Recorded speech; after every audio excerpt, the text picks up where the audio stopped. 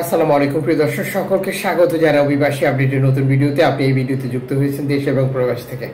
জানিয়ে দিব গত 24 ঘন্টার আলোচিত আপডেটগুলো বিস্তারিত এই ভিডিওর মাধ্যমে। আপনি নিজে দেখছেন, একজনকে দেখাবেন ভিডিওটি শেয়ার করে। এই ভিডিওটি আপনি দেখছেন ইউটিউব, ফেসবুক দুইটি প্ল্যাটফর্ম থেকে। আমরা প্রতিদিনই এই গুরুত্বপূর্ণ তথ্য দিয়ে সহযোগিতা করে থাকি। চ্যানেলটি সাবস্ক্রাইব করুন, ফেসবুক পেজটি ফলো করুন প্রতিদিনের ভিডিও প্রতিদিন দেখার জন্য। অক্টোবর মাসের 23 তারিখ। আপনার কাছে যদি অভিবাসীদের কোনো ইনফরমেশন থাকে তা আপনিও জানাতে পারেন। ভূমধ্যসাগর ব্যবহার করে ইতালিতে আসছে অভিবাসীরা, যেটা অন্য যে কোনো সময় থেকে বেশি, বিশেষ করে বাংলাদেশিরা। আর এটি বারবার প্রকাশ করছে ইতালি।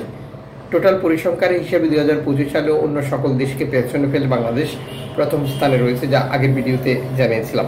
যেমন গত 24 ঘন্টাও রেকর্ড সংখ্যক শরণার্থী ইতালি দ্বীপ ল্যাম্পেদুসা এবং সরাসরি ইতালির বিভিন্ন স্থানে প্রবেশ করার তথ্য নিশ্চিত করেছে ইতালি কর্তৃপক্ষ।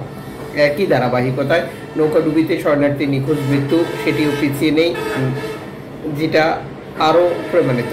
প্রতিদিনই নৌকাডুবি দুর্ঘটনার মতো ঘটনা ঘটছে। যেমন তিউনিসিয়ান উপকূলরক্ষীরা নিশ্চিত করেছে একটি নৌকাডুবার ফলাফল 40 জনেরও বেশি শরণার্থী নিখোঁজ রয়েছে যখন এই প্রতিবেদনটি প্রকাশ করেছে তখন পর্যন্ত। একই সাথে লিবিয়ান কোস্টগার্ড শরণার্থী আটক, নির্যাতন অব্যাহত রয়েছে।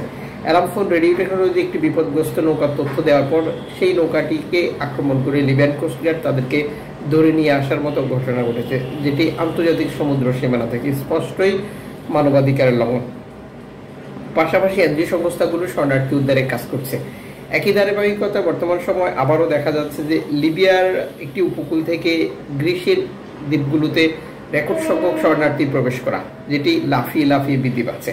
যদিও এই অঞ্চলের শরণার্থীদেরকে ঠেকানোর জন্য গ্রিস কর্তৃপক্ষ নতুন নতুন সিদ্ধান্ত নিয়ে যুক্ত হচ্ছে, তারপরেও থামানো যাচ্ছে না। যেটার প্রমাণ হচ্ছে গত 48 ঘন্টাও রেকর্ড সংখ্যক শরণার্থী গ্রিসের এই দ্বীপগুলোতে প্রবেশ করেছে।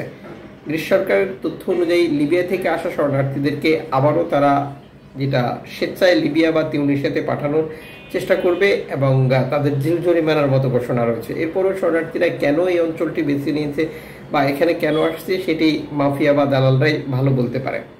তবে আমরা যেটা বুঝতেছি বা আমরা পেছনের অভিজ্ঞতাগুলো থেকে যেটা দেখতে পাই তা হচ্ছে এই অঞ্চলটিতে নৌকাডুবি বা দুর্ঘটনার ঘটনা খুব একটা ঘটে না। যার কারণ হচ্ছে উপত্যকা দ্বীপগুলোতে শরণার্থী যাওয়ার জন্য যে সময় বা বিপদ হওয়ার সম্ভাবনা কম থাকা, যা এই রাস্তাটিতে রয়েছে। আর যে কারণে মূলত লাফি লাফি অঞ্চলটিতে শরণার্থী আসা এবং গেম পরিসংখ্যান বৃদ্ধি পাচ্ছে। এদিকে তুরস্ক থেকে গ্রিসের উপত্যকা দ্বীপগুলো টার্গেট করে গেম ধারাবাহিকভাবে বৃদ্ধি পেয়েছে, যেটি গত 48-72 ঘন্টা প্রতিবেদনও উল্লেখ করেছে এনজিও সংস্থাগুলো। গ্রিসের বিভিন্ন উপত্যকা দ্বীপে মানুষ অপেক্ষা করছে নিরাপদ স্থানে হস্তান্তরের জন্য। মেডিসিন সংকট, পানির সংকট দেখা দিয়েছে, যা এনজিও সংস্থাগুলোর কাছে তথ্য দিয়ে তারা সহযোগিতা কামনা করেছে।